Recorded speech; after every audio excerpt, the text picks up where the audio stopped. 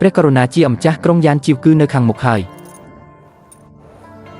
អ្នកត្រូវតែចងចាំពេលអ្នកមកដល់ក្រុងអ្នកមិនអាចហៅគាត់ថាព្រះករុណាបានទេនោះ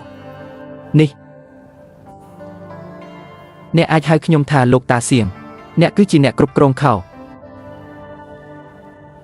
ពូអូ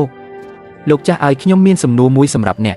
តើខ្ញុំអាចទៅដល់ស្ថានីយ៍សៀវភៅរឿងកំប្លែងនៅក្នុងទីក្រុងនេះដោយរបៀបណាទីក្រុងជឿនលឿន2បន្តដើរតាមផ្លូវធំនេះ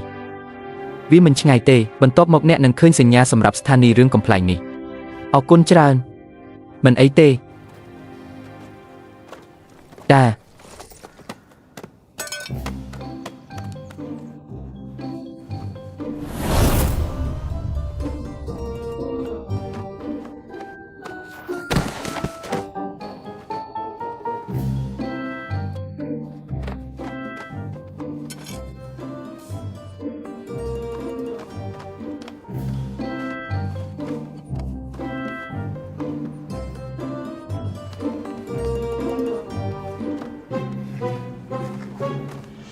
5G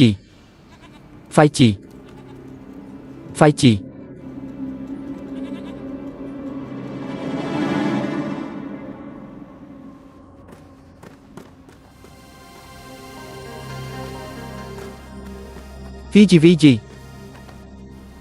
អ្នកមិនបានស្លាប់បែបនេះទេមែនទេ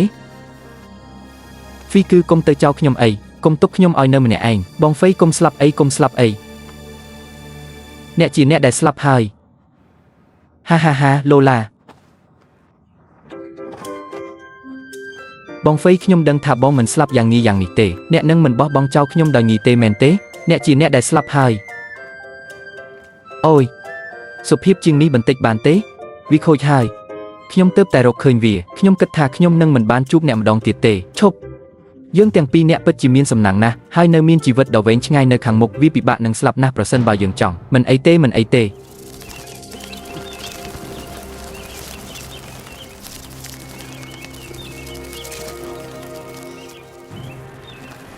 ការផ្ដល់ចំណីហេហេតុអ្វីបានជាអ្នកនៅចិត្តពួកនេះម្លេះខ្ញុំបានសម្របសម្រួលសម្រាប់គាត់ខ្ញុំបារម្ភបន្តិចហើយមែនទេតើវារួចរាល់ហើយឬនៅមិនអីទេខ្យល់គឺស្ដឹងណាស់អូយកន្លែងដ៏គួរឲ្យខ្លាចមែនអាហាតើអ្នកបានឃើញស្លឹកកាពេរីឡាទេស្វែងរកឲ្យលឿនភីរីឡា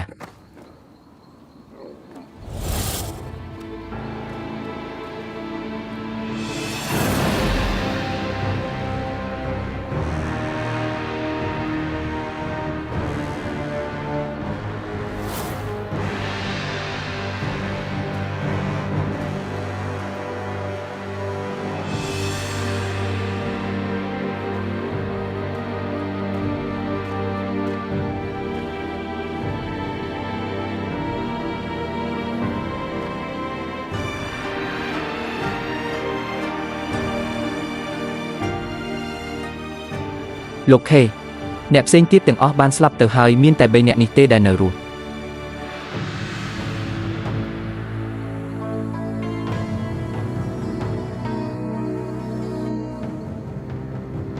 យកអ្នកទាំង3អ្នកនេះដែលនៅរស់មកឲ្យខ្ញុំវិញបាទចាសចូលមកយកមនុស្សទាំងនេះមកវិញ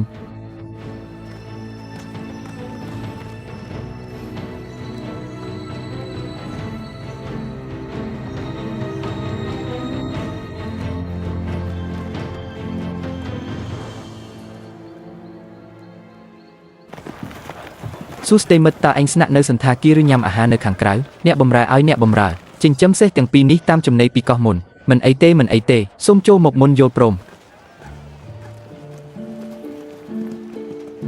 សូមចូលមកអ្នកទាំងពីរសូមអង្គុយចុះតើនេះជាស្ថានីយ៍រថភ្លើងក្រុង Manchester មែនទេបាទចាសអ្នករត់តូសូមរងចាំបន្តិចសិនខណៈពេលដែលខ្ញុំកំពុងបម្រើភ្ញៀវ2នាក់នេះទៅរៀបចំតែល្អខ្លះទៅយល់ព្រមទេតើយើងគួរនិយាយទៅកាន់អ្នកទាំងអស់គ្នាយ៉ាងដូចម្ដេចលោកស្រីអូនេះជាជីតាខាងម្ដាយរបស់យើងខ្ញុំជាអ្នកបម្រើរបស់គាត់ដែលមាននាមត្រកូលថាកៅក្មេងស្រីតូជីហ៊ីរ៉ូដោយវិធីនេះនាងជាម្ចាស់ផ្ទះសំណាក់នេះតើអ្នកទាំងពីរចង់ញ៉ាំអ្វី ល្អអូតើអ្នកមានម្ហូបឆ្ងាញ់អ្វីខ្លះនៅទីនេះយើងខ្ញុំមានម្ហូបពិសេសសម្រាប់ភ្ញៀវវេបរបស់យើងធានាថាអ្នកនឹងពេញចិត្តនឹងអាហាររបស់អ្នករត់តុសូមរៀបចំចានលោកម្ចាស់ស្រីខ្ញុំសូមសួរលោកមួយម៉ាត់តើអ្នកបានឃើញបុរសនិងស្ត្រីថ្មីនេះទេក្មេងប្រុសម្នាក់និងក្មេងស្រីម្នាក់ក្មេងប្រុសនោះមានកម្ពស់ប្រហែលខ្ញុំសង្កត់សំឡេងអក្សរធំតើក្មេងស្រីទាំងពីរនាក់នោះនៅណាវាមិនមែនថាខ្ញុំមានអ្វីត្រូវលាក់បាំងពីអ្នកទេផ្ទះសំណាក់របស់ខ្ញុំតូចមែនទេប៉ុន្តែរាល់ថ្ងៃមនុស្សមកហើយទៅមានមនុស្សរាប់រយនាក់មកនឹងទៅអ្នកបានជួយខ្ញុំឲ្យចងចាំកម្ពស់រូបរាងនិងសម្លេងរបស់មនុស្សគ្រប់គ្នាទោះបីជាអ្នកឲ្យខ្ញុំ10ក្បាលទៀតក៏ដោយខ្ញុំក៏មិនចាំដែរតើវាត្រឹមត្រូវឬខុសបាទចាសោះ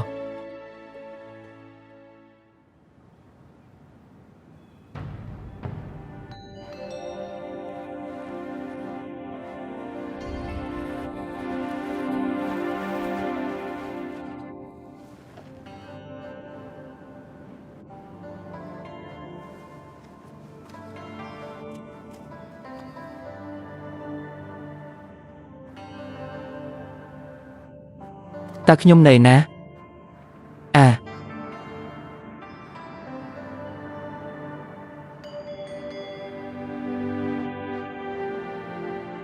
តើធ្វើដូចម្ដេចទើបអាចមានមេអំបៅច្រើនម្ល៉េះសេនាប្រមុខ Shen Changvi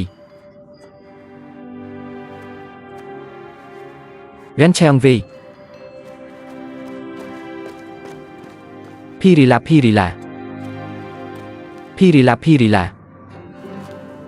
Ren Changvi សេនាធិការ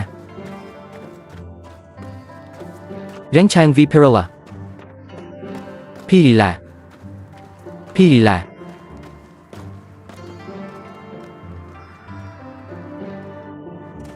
សេនាធិការ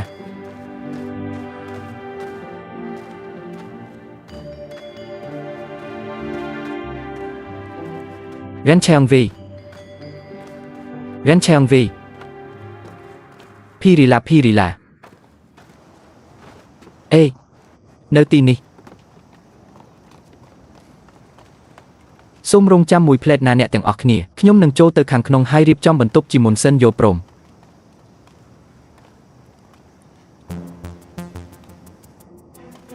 ព្រះករុណា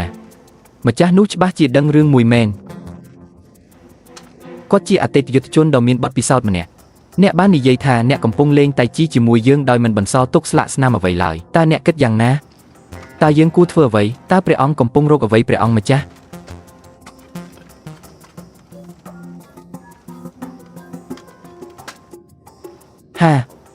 ហាមើលបៃសេនិងក្រុមរបស់គាត់ប្រកាសជាបាននៅទីនេះហើយនេះជាលេខកូដសម្ងាត់ដែលខ្ញុំបានយល់ព្រមជាមួយពួកគេហាមកចុះចៅវាយស្រីភ្ញៀវ2នាក់នេះជាស្រាផលិតនៅផ្ទះរបស់យើងខ្ញុំបានយករបស់ទាំងនេះមកឲ្យអ្នកទាំងពីរសាកល្បងហើយសូមអរគុណអូយខ្ញុំស្ដាយណាស់ចំពោះរឿងនោះមានមនុស្សនិងមតិជាច្រើននៅខាងក្រៅវាមិនស្រួលក្នុងការនិយាយខ្ញុំភ្នាល់ថាអ្នកទាំងពីរមកពីព្រះបរមរាជវាំង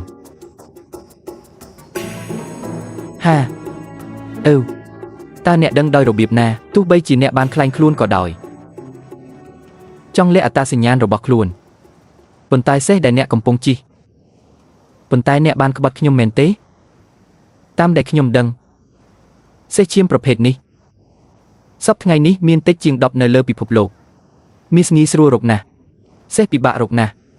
សិទ្ធិសេះទាំងនេះជាកម្មសិទ្ធិរបស់គ្រួសាររាជវង្សអ្នកស្រឡាញ់សេះជាច្រើនមិនដែលបានឃើញវាក្នុងជីវិតរបស់ពួកគេទេប៉ុន្តែចុះយ៉ាងណាចំពោះឥឡូវនេះសេះពីរក្បាលបានមកដល់ក្នុងពេលតែមួយលើសពីនេះទៅទៀតគាត់ត្រូវបានគេប្រើដោយចៃដន្យជាសេះរបស់នរណាម្នាក់ទីមើលថាខ្ញុំនឹងគិតយ៉ាងណាអស្ចារ្យណាស់ម្ចាស់ផ្ទះពិតជាយកចិត្តទុកដាក់ណាស់ខ្ញុំកោតសរសើរអ្នកដូច្នេះអ្នកកំពុងទទួលស្គាល់អត្តសញ្ញាណរបស់អ្នក